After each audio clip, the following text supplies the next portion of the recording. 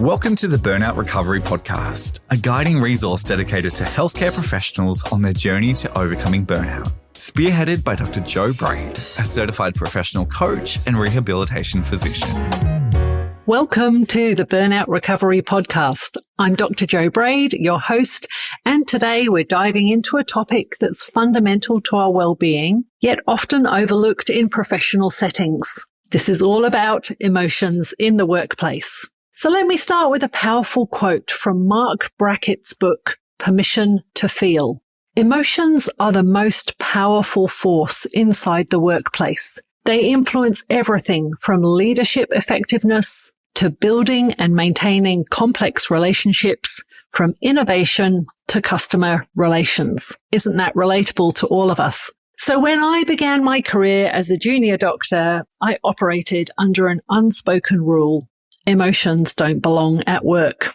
I watched my colleagues maintain stoic expressions during challenging situations, and I learned to suppress my feelings, believing they were irrelevant or even detrimental to professional performance. Does this sound familiar to you? Many of us were taught that being professional means being emotionally neutral. But what if this approach is actually holding us back from reaching our full potential?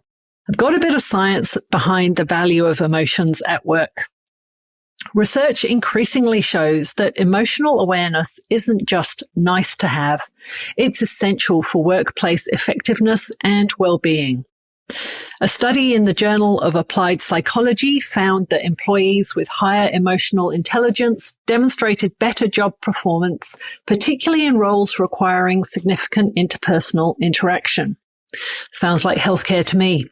Research in the Harvard Business Review revealed that teams with members who feel psychologically safe to express emotions experience higher levels of innovation and problem-solving capacity.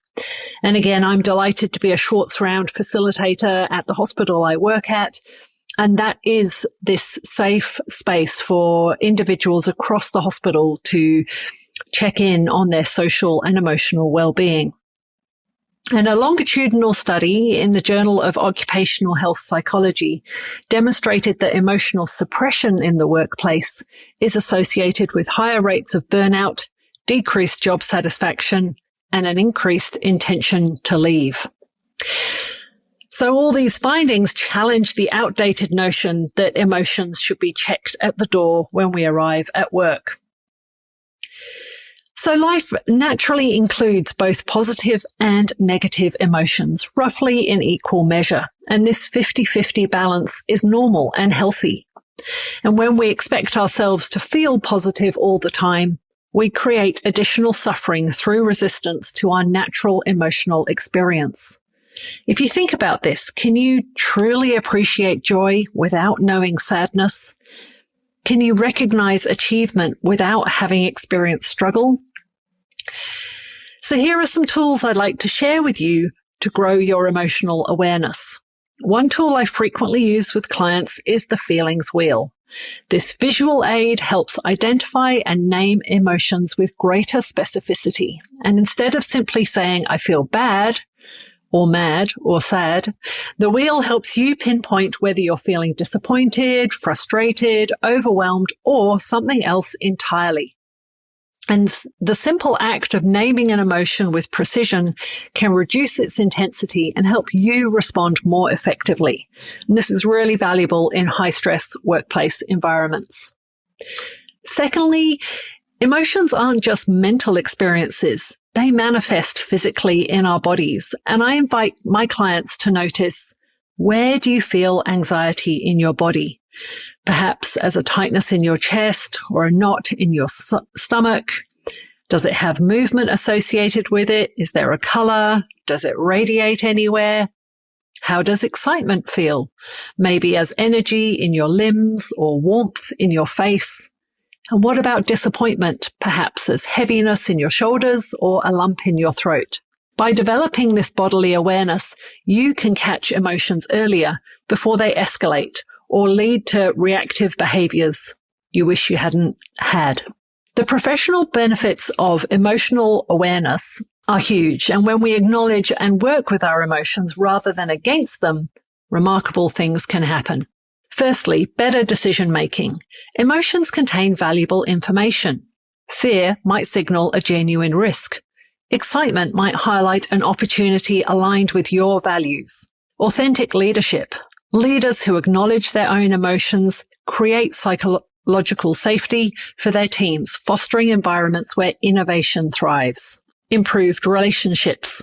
Emotional awareness helps us respond rather than react, leading to more constructive interactions with colleagues, patients, or clients. And burnout prevention. Acknowledging difficult emotions rather than suppressing them reduces the emotional labor that contributes to burnout. So, as ever, love to leave you with some practical steps. And here we go. I've got 4 practical steps to increase emotional awareness at work. Firstly, start with a daily check-in. Before beginning work, take 30 seconds to notice how you're feeling. No judgment, just awareness. Secondly, practice naming your range of emotions you have. Use the feelings wheel to expand your emotional vocabulary beyond mad, sad, or glad. Third, notice the physical sensations. When the emotions arise during your workday, pause to notice the physical sensations accompanying them. And finally, create a supportive culture.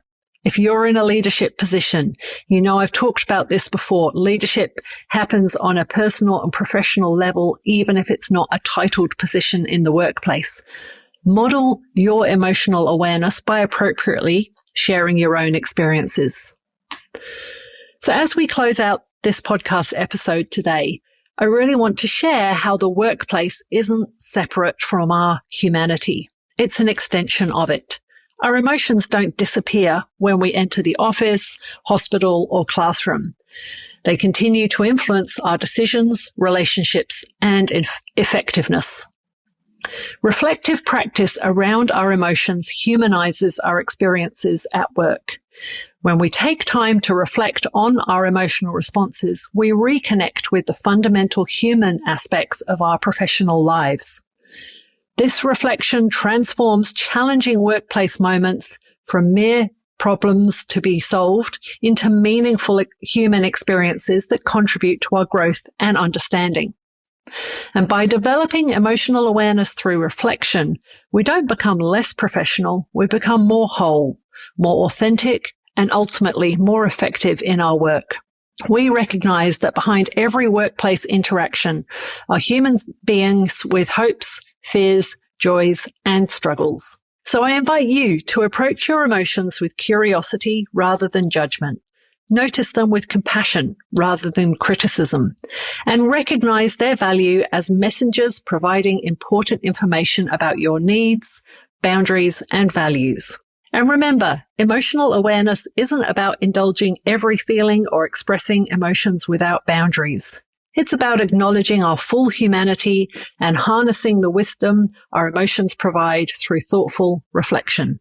Until next time, be kind to yourself as you navigate the full spectrum of your emotional experience, both in and out of the workplace. Thanks for listening to the Burnout Recovery Podcast.